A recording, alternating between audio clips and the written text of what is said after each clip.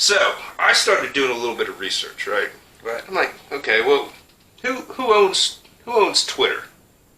You know? So I started looking into it. And we are mainly going to be discussing three main corporations, I guess, at this point in time. It should be worth noting that I believe Twitter is like 83% owned by institutions. So, I mean, and that's actually fairly common for major corporations to be owned by institutions. I looked into it and I ran the numbers, and these were from Investopedia because they were actually the only website I found that actually had Elon listed as an owner at this point in time. Right. So all the other stuff, and I think this might have been, yes, this was the only one that I could find in Investopedia, you know. So just a thing on Investopedia. I literally just learned about Investopedia not too long ago myself. Mm-hmm. I don't know if it's a new thing, but I'm definitely getting decent information from Investopedia. Yeah. And you know, everything I saw, it seemed, you know, up to the date and relatively accurate. Like I said, you know, because I know for at least two of these other companies that I had to research, I had to pull off Yahoo Finance. I think I might have been able to find the third on Investopedia, but we'll touch on that when we get there. So the number one holder of Twitter stock, you know, on the institutional side is a company called Vanguard with 10.3%. Now, it should also be known that prior to the end of Q1, they claimed that they have purchased more because their holdings went up from like 8.6% to 10.3%.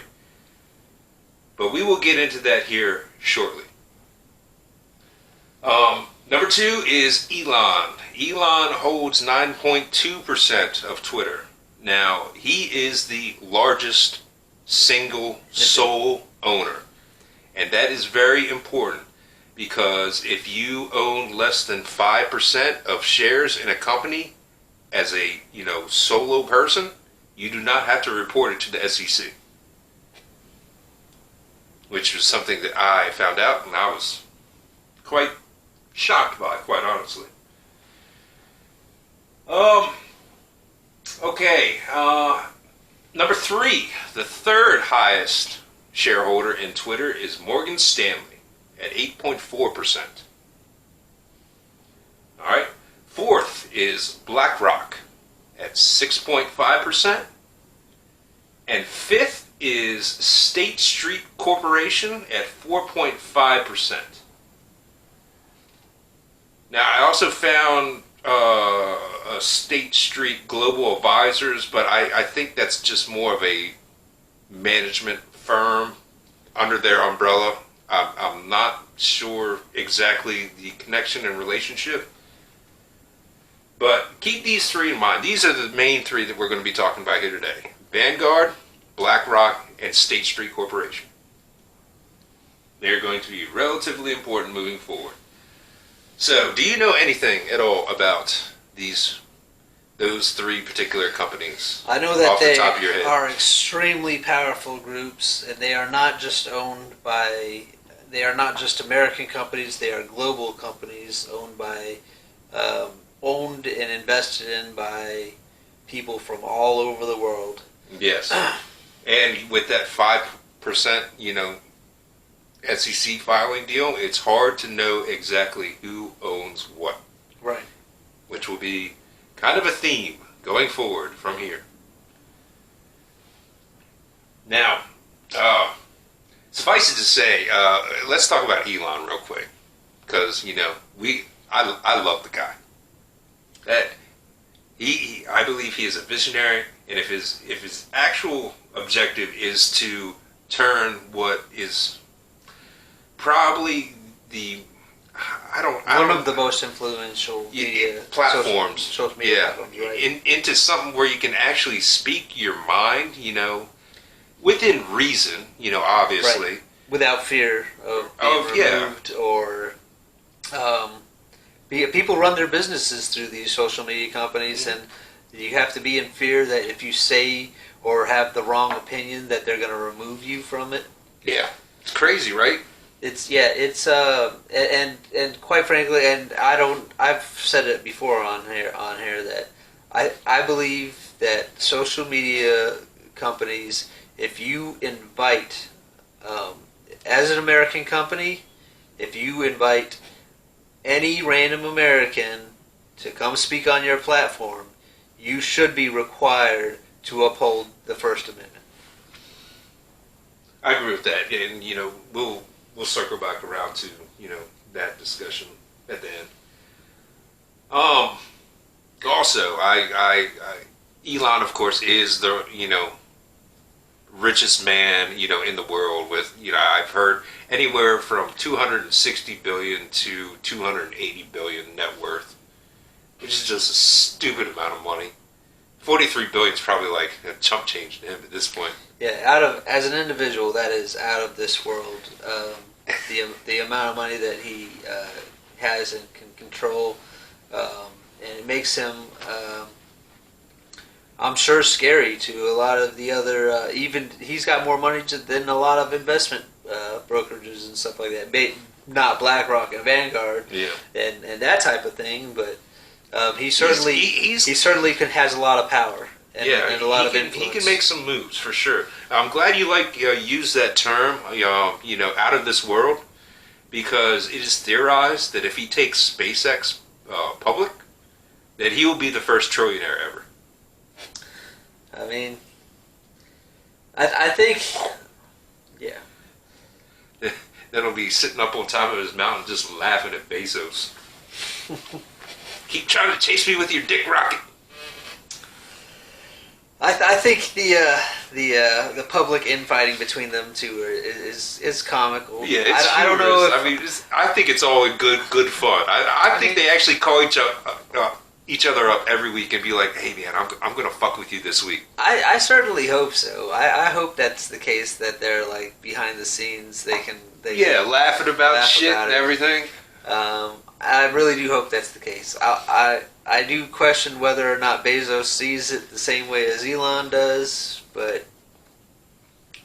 Yeah, I mean, and just personality-wise, Elon just seems like a guy who has principles, has a vision, wants to, improve the human race, but he wants to have fun doing it. Right. And if you're not having fun at life, you already failed, in my opinion. So... Anyway, now you're not on Twitter, are you? No. No? Okay. Yes. I'm not. The only social media site I'm on is on YouTube. Yeah. Well, I do have a Rumble account, but I basically stay away from social media sites. I think they're poisonous, and I think they influence you just by the fact that they don't support the free speech or allow you to use the platform as you would like to. Or the algorithm. Right. Algorithms work against you. Right. To not, do whatever. I'm of similar opinion. However, if... I would go as far to say is that I believe at this point they're evil. Yeah, okay. Well, I'll say... Let me say this. If Elon acquires Twitter... His plans, and he has made this well known, he plans to take the company private, unlisted from, the, exchanges and everything. Change the company to make it, more free speech friendly. And then he'll probably wind up relisting it. That would be my assumption, but either way. Now, if that actually happens, would you actually start using Twitter?